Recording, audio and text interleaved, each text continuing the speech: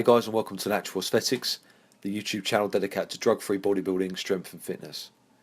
This is the third and final day of week 1 of my old school full body routine, and each session has gone pretty well so far. I will say that this is the hardest session of the week.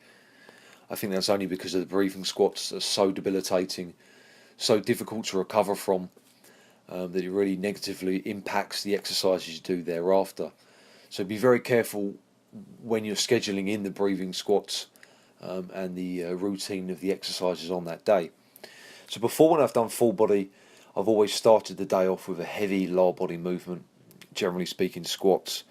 If you start each session off with the same movement, that's what you're going to prioritise, that's what you're putting the most energy in, and that's where you're going to get the strongest on and see the most gains. So I've decided to put the mid-session this time round, and I start off with dumbbell flies for my rear delts, followed by dumbbell incline for my chest.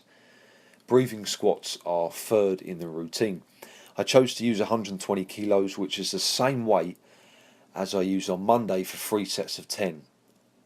Now, the 3 sets of 10 weren't terribly difficult. I'd say probably a 7 RPE, so that puts into perspective of the kind of weight you need to be using.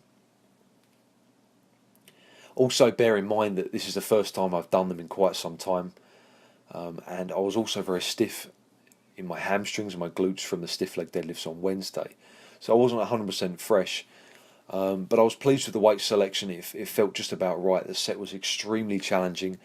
I could have probably eked out 125 kilos for 20. If you haven't done these before, be prepared to be in pain. It's extremely challenging. Your shoulders, your neck, your hands, your forearms, your calves, everything hurts. Everything is screaming with pain. You've got to continually tell yourself to carry on.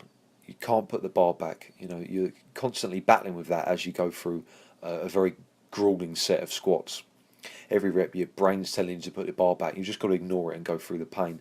Extremely rewarding exercise. If you do those consistently, you'll see fantastic, absolutely fantastic growth on your thighs and glutes. They're so rewarding, but so taxing. So I'm going to attempt to do those every single week on the Friday. I'll grind the 120 kilos up until I get 30 reps, and then I'll put the weight up to 125.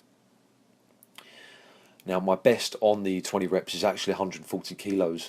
I did it probably a couple of years ago now, when I was squatting much heavier loads very consistently. My 1 rep max at that time was around probably 210, so that kind of shows you. So be conservative to start, but it's got to be heavy enough to actually warrant doing them. If it's not absolutely brutal, it's not heavy enough. So after the squats, I go on to some bent over barbell rows, which were again very challenging straight after the squats, and then some arm work, some straight bar push downs, followed by some seated dumbbell incline curl.